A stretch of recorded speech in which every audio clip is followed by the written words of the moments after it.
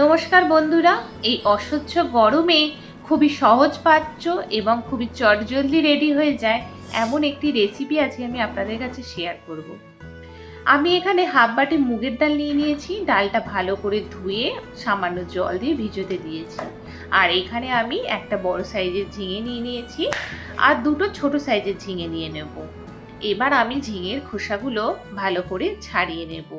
এই অসহ্য গরমে যখন আমাদের কিছুই খেতে মন চায় না, তখন এরকম একটি সহজপাচ্য রেসিপি ট্রাই করাই যায়। খুবই চটজলদি রেডি হয়ে যায় আর খুবই স্বাস্থ্যকর একটি রেসিপি। আমি এখানে ঝিঙেটা মাঝখান দিয়ে চিড়ে নিচ্ছি, দিয়ে ছোট ছোট টুকরো করে কেটে নেব। ঝিঙেতে যেহেতু প্রচুর পরিমাণে জল থাকে, সেই জন্য এই গরমে ঝিঙে খাওয়া কতটা উপকার সে তো আপনারা সবাই জানেন। তো আপনাদের সাথে কথা বলতে বলতে আমার সমস্ত ঝিঙেগুলোও কাটা রেডি হয়ে গেছে। আর আমি যে ভিজিয়ে রেখেছিলাম মুগের ডালটা, সেটা মিক্সিং জারে দিয়ে পেস্ট বানিয়ে নিয়েছি। আর কিন্তু আমি কোনো জল অ্যাড করিনি পেস্ট করার সময়। এবার আমি পেস্টটার মধ্যে সামান্য কালো জিরে দিয়ে দিলাম আর সামান্য নুন আর হলুদ দিয়ে দিচ্ছি। এবার এটাকে আমি খুব ভালো করে হাতের সাহায্যে ফেটিয়ে নেব। আর আমি সামান্য একটু চিনি দিয়ে দিলাম। এবার এটাকে আমি ভালোভাবে ফেটিয়ে নেব।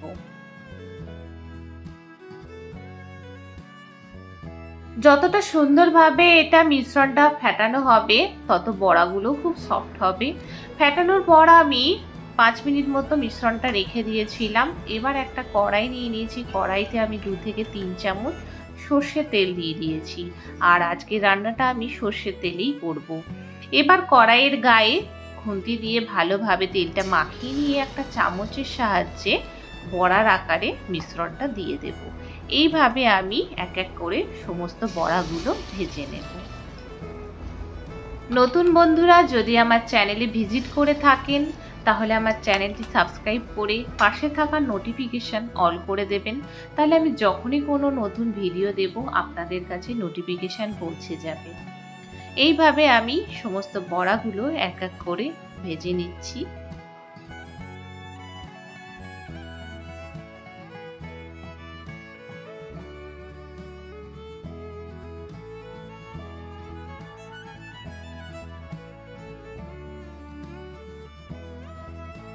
গ্যাসের ফ্লেম লো টু মিডিয়ামে রেখে আমি বড়াগুলোকে উল্টে পাল্টে লাল লাল করে ভেজে নেব।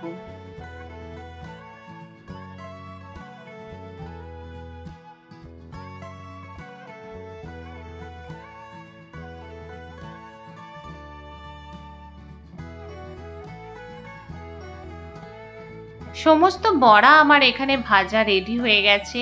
এবার আমি এগুলো তেল ঝরিয়ে একটা প্লেটে তুলে নিচ্ছি। এবার আমি ওই তেলেই দিয়ে দেব 1 টিস্পুন কালো জিরে ফোড়ন আর একটা কাঁচা পাকা লঙ্কা দিয়ে দিলাম। আপনারা চাইলে এখানে শুকনো লঙ্কা ফোড়নে দিতে পারেন। আর আমি এবার দিয়ে দিচ্ছি কেটে রাখা ঝিঙেগুলো। এবার ঝিঙেগুলো আমি ভালো করে ভেজে নেব। ঝিঙে যেহেতু খুবই তাড়াতাড়ি গলে যায়, খুবই নরম সবজি, ওই জন্য ঝিঙে সেদ্ধ হতে কিন্তু একদমই বেশি টাইম লাগে না। আর আমি এখানে সামান্য একটু হলুদ দিয়ে দিলাম। আর এই রান্নাটি যতটা সহজপাচ্য ঠিক ততটাই চটজলদি রেডি হয়ে যায়। দেখুন আমার ঝিঙেগুলো কিন্তু বেশ ভালোভাবে ভাজাও হয়েছে আর ঝিঙে থেকে একটু জলও বেরিয়েছে। এবার আমি এখানে অ্যাড করে দেব পোস্ত আর কাঁচা লঙ্কা বাটা। আমি মিক্সিং জারে পোস্ত আর কাঁচা লঙ্কা বেটে নিয়েছিলাম। এবার আমি সেটা এখানে অ্যাড করে দিলাম। দিয়ে এবার এটা আমি মিনিট 2 মতন একটু রান্না করে নেব। পোস্তটা দেওয়ার পরে খুব বেশি ভাজার দরকার নেই। এবার জারের মধ্যে সামান্য জল দিয়ে বাকি যে পোস্ত বাটাটা লেগেছিল মিক্সিং জারে, সেটাই আমি এখানে অ্যাড করে দিলাম। এবার এটা 1 মিনিট মতন আমি একটু রান্না করে নেব। এবার আমি ভেজে রাখা মুগ ডালের বড়াগুলো আমি এখানে অ্যাড করে দিলাম। দিয়ে ভালোভাবে আমি এটা মিশিয়ে দিচ্ছি। এবার স্বাদ অনুযায়ী নুন অ্যাড করে দেব। দিয়ে ভালোভাবে এটা মিশিয়ে নেব। আর তারপর 1 গ্লাস মতো আমি এখানে জল অ্যাড করে দিলাম, কারণ এর মধ্যে বড়াগুলো কিন্তু ঝোলটা অনেকটাই টেনে নেবে।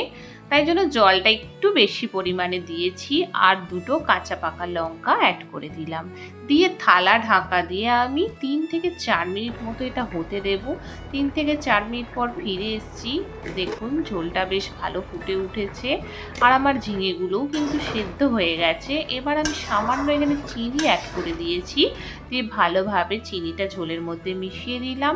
আর লাস্টে আমি দিয়ে দেবো 1 চামচ মতো সর্ষের তেল, দিয়ে ভালো করে এটা মিশিয়ে দেবো।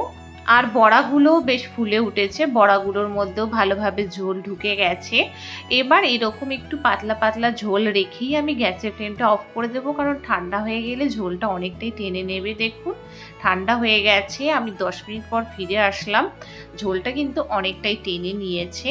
তো আমার রেডি হয়ে গেল খুবই স্বাস্থ্যকর, খুবই সহজপাচ্য একটি রেসিপি, মুগ পোস্ত। এই অতিরিক্ত হাঁসফাঁস গরমে এরকম একটি হেলদি রেসিপি বাড়িতে ট্রাই করাই যায়। তো বন্ধুরা, আমার ভিডিওটা কেমন লাগলো অবশ্যই কমেন্ট করে জানাবেন। যদি কোথাও এতটুকুও ভালো লেগে থাকে তাহলে একটা লাইক করে দেবেন, আর বেশি ভালো লাগলে বন্ধু বান্ধবের মাঝে শেয়ার করে দেবেন ভিডিওটা। ভালো থাকবেন, সুস্থ থাকবেন। আবার দেখা হবে নেক্সট কোনো ব্লগ বা নেক্সট কোনো রেসিপির সাথে। আর পুরনো বন্ধুদের জানাই অনেক ভালোবাসা। ধন্যবাদ।